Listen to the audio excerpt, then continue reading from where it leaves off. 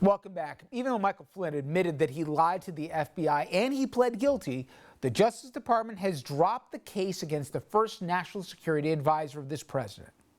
President Trump praising the Justice Department's controversial decision to drop charges against Michael Flynn, calling his former security advisor who pleaded guilty to lying to the FBI a hero.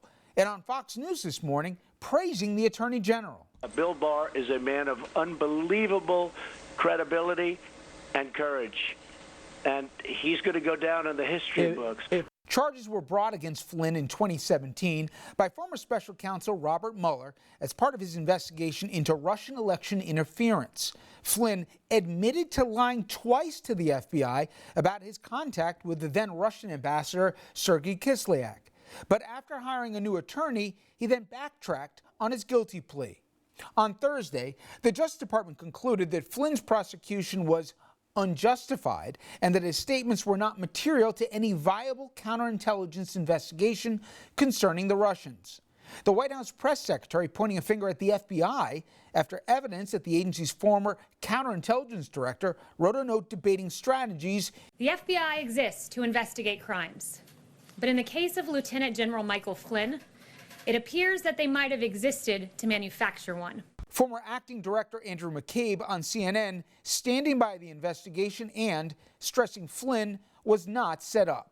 We strategize about interviews every day. When we sit down with a terrorist, we think about, will they admit to the crimes that we think they have committed, or will they lie about their known associations? And if they lie, will that give us something else, additional leverage that we can apply in our investigation? That's exactly what happened. So for more, let's bring in our guest, former federal prosecutor Joe Moreno. Joe, how you holding up with the pandemic?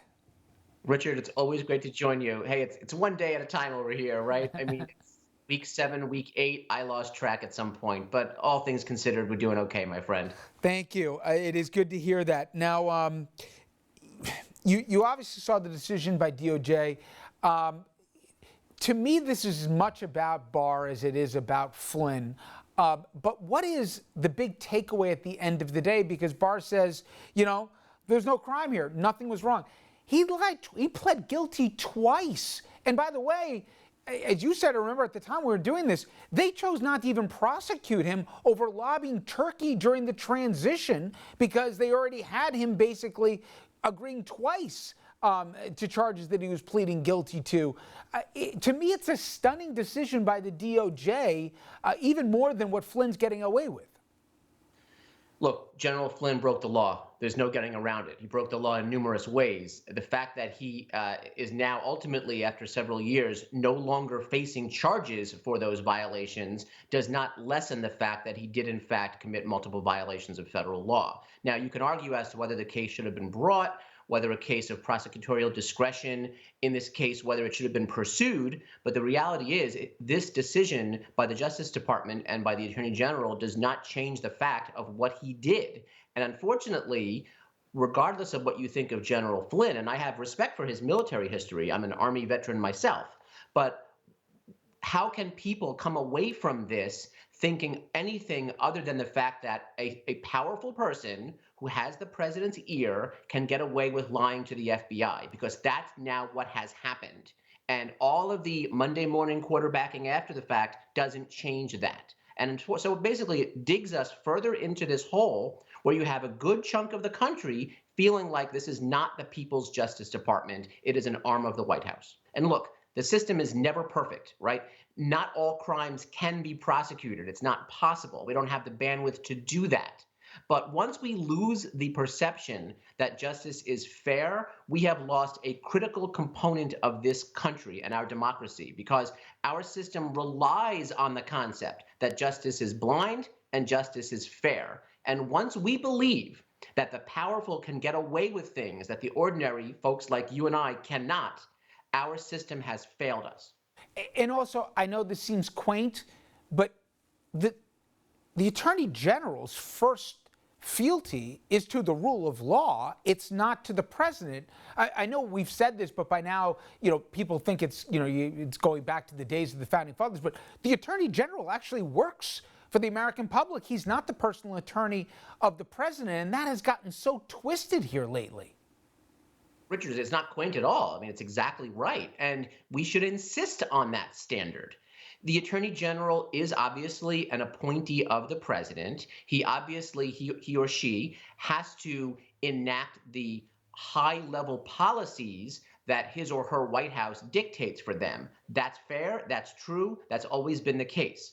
But if the Attorney General or any U.S. attorney or any senior official at the Justice Department is seen as putting the cause of the White House, the interests of the president, ahead of the fair and impartial administration of the law, then we have failed our system. And unfortunately, that is where we're headed here. And I get that the Attorney General feels he is doing the right thing.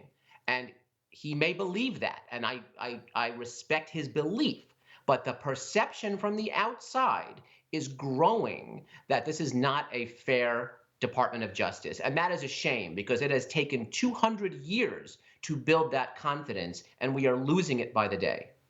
And I'll come on top of that with Barr at one point in the last few weeks threatened to sue states if they chose to enact stay-at-home policies. If the White House had decided, and it wasn't that long ago, they wanted to have full pews for Easter, if they wanted to basically command states to open up sooner than they wanted to before they backed off. At one point, the Attorney General threatened to sue the states despite clear constitutional protections for state rights stating otherwise here, that basically the imprimatur of the AG could command them otherwise. You know, conservatives say that they love federalism, right? They love to acknowledge the power of the states, and I still consider myself a more conservative-leaning guy. So it really bothers me then when the rubber hits the road, and now you have the federal government saying, well, wait a minute, I don't trust the states to do this, right? This is exactly what our governors and mayors should be deciding on their own, based on the facts and circumstances and the health risks in their respective jurisdictions. So for the president or for the Attorney General now saying, wait a minute, we're going to weigh in and we're going to try to countermand a lawful order of a governor or a mayor, I mean, that's exactly opposite to the kinds of principles that conservatives are supposed to embrace, which is that we respect the division of power. And there are many instances where states have powers that the federal government does not have, and we're supposed to respect that power.